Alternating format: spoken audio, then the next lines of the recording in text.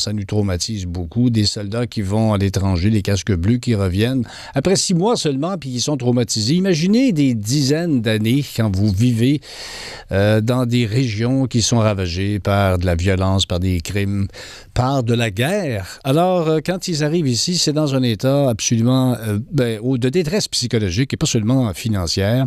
Et il y a un organisme qui s'appelle le RIVO, qui est un réseau d'intervention auprès des personnes ayant subi de la violence organisée, qui, depuis 25 ans, s'occupe de ces personnes qui arrivent ici et qui tente de leur donner du soutien psychologique. Pour justement célébrer ce 25e, il lance une campagne de financement. Et pour nous parler de cet organisme et surtout aussi de l'intervention auprès de ces personnes qui arrivent de régions ravagées par la guerre, nous accueillons elle-même, elle est intervenante psychosociale, Véronique Harvey. Bonjour, Madame Harvey. Oui, bonjour, M. Gailloux. Quel métier que vous faites que d'accueillir ces gens-là, parce qu'ils arrivent dans un état ils sont complètement traumatisés, complètement dévastés. Oui, en fait, les personnes qu'on reçoit le sont tout à fait. Mais il faut quand même mentionner que ce ne sont pas tous les réfugiés et les demandeurs d'asile qui ont besoin de psychothérapie. Et les personnes peuvent en avoir besoin pas nécessairement au moment de leur arrivée. En fait, quand ils arrivent, souvent, ils sont occupés à se trouver un logement, inscrire les enfants à l'école, s'orienter dans nos transports en commun, etc. Donc, ils sont encore en train de s'installer ici. Une fois que la base est présente, que la base est là, qui sont finalement en mesure de se déposer, que là, souvent, le trauma va remonter à la surface. Parce que là, ils vont commencer à avoir du temps pour penser, pour réaliser qu'ils sont ici. Et le contraste entre ce qu'ils ont quitté, le contexte de guerre et le contexte d'ici, fait en sorte qu'ils se rendent compte et ils réalisent que ce n'est pas la norme. Ce qu'ils ont vécu n'est pas la norme. Ils s'y ont adapté lorsqu'ils devaient survivre dans ce contexte. Mais une fois ici, ils se rendent compte que, mon Dieu... C'est un peu, Véronique Harvey, comme, par exemple, peu importe la situation d'urgence que l'on doit vivre, on n'a pas le temps de penser à soi-même, on pense à survivre, on pense à protéger les gens, on pense à essayer de soi-même se sortir de la situation. Mais c'est quand tout est stabilisé que là, les flashbacks reviennent et c'est là que ça peut prendre quand même quelques mois avant que ces flashbacks reviennent, là. Oui, en fait, les flashbacks, souvent les gens vont les avoir, même au moment de leur arrivée, mais ils n'ont pas le temps de s'arrêter. Ils doivent trouver une façon de fonctionner. Toute leur énergie va vers leur installation.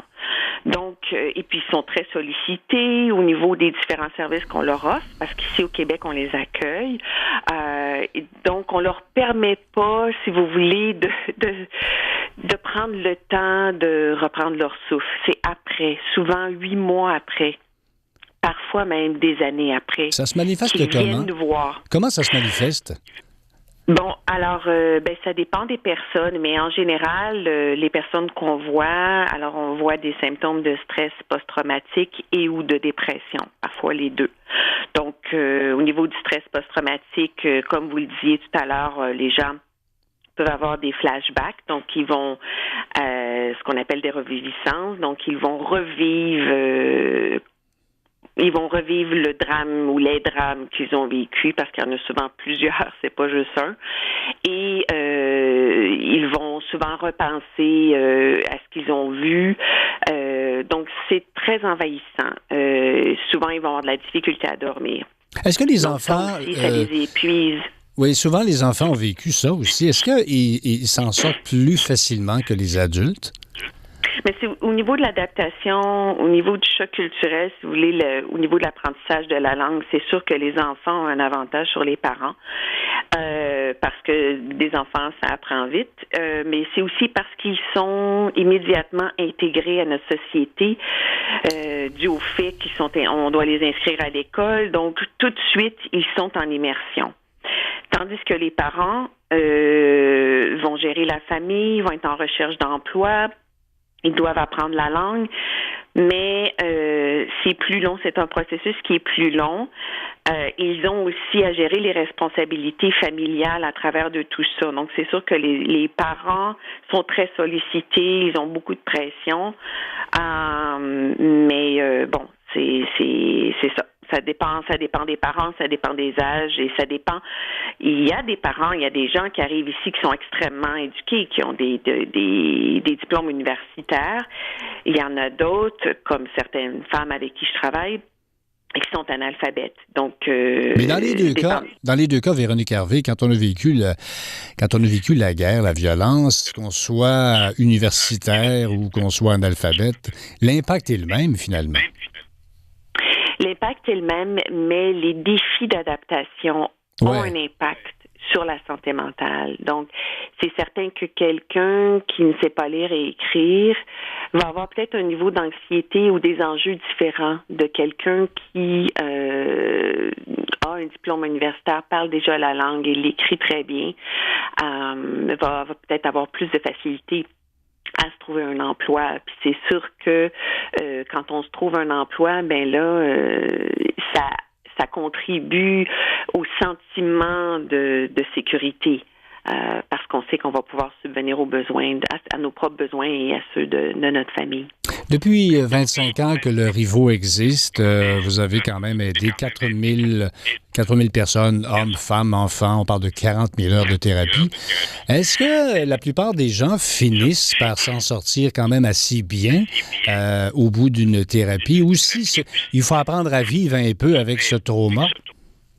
Il faut apprendre à vivre avec. Le degré d'amélioration varie d'une personne à l'autre, dépendamment de son vécu. Tout le monde n'a pas vécu la même chose. Vous mentionnez tout à l'heure la guerre, mais on ne voit pas que les gens qui ont vécu la guerre. On voit aussi les personnes qui ont souffert de discrimination, soit sur le genre, comme la violence envers les femmes, ou sur la base de leur orientation sexuelle ou leur identité sexuelle, comme les personnes gays, lesbiennes, transgenres, transsexuelles, ou des personnes qui ont été persécutées, emprisonnées, torturées sur la base de leur opinion politique.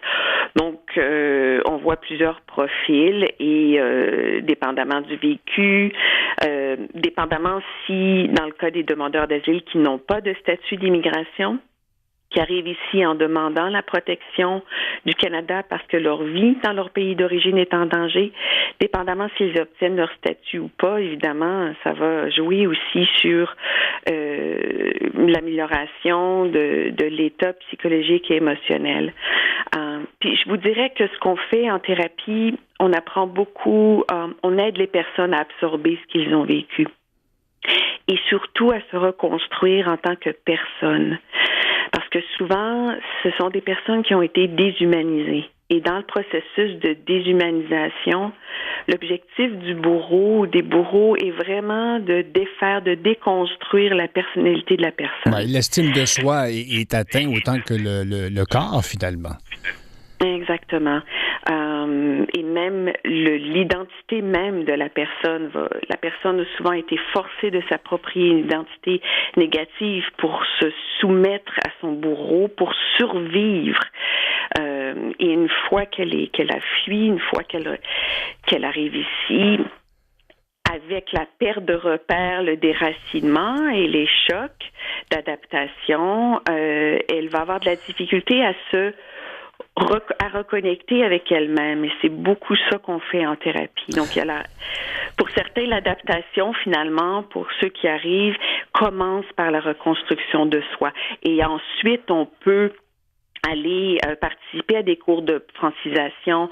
On peut se présenter devant un employeur et postuler pour un emploi. Parce qu'on peut être plus solide. Dans 30 secondes, oui. Véronique Harvey, peut-être en 45 secondes si vous en avez besoin. Vous leur apportez beaucoup à ces gens-là, mais j'imagine que vous apprenez aussi beaucoup toute la question de l'approche thérapeutique des personnes en détresse. Qu'est-ce qui vous a apporté depuis que vous faites ça, depuis que vous intervenez auprès de ces gens-là?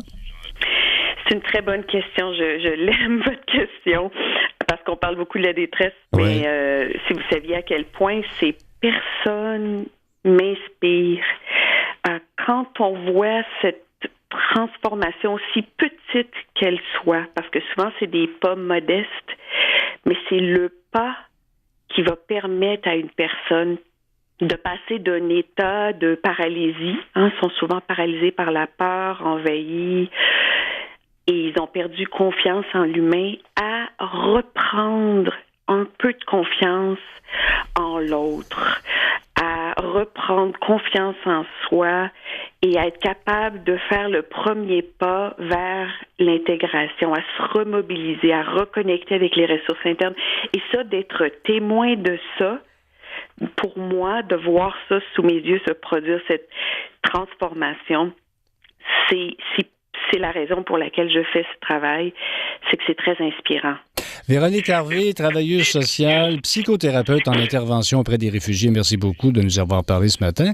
Et je rappelle aux gens que le RIVO, qui est un réseau d'intervention auprès des personnes ayant subi la violence organisée, est en campagne de financement. Donc, c'est 25 ans d'existence. Merci beaucoup et vous avez un travail formidable. Continuez ce beau travail, Véronique Harvey. Merci beaucoup, M. Gaillou. Merci infiniment. Au retour, on fait l'examen complet, l'autopsie complète des nouvelles d'ici et d'un peu partout au Québec. Vous êtes à Debout VM.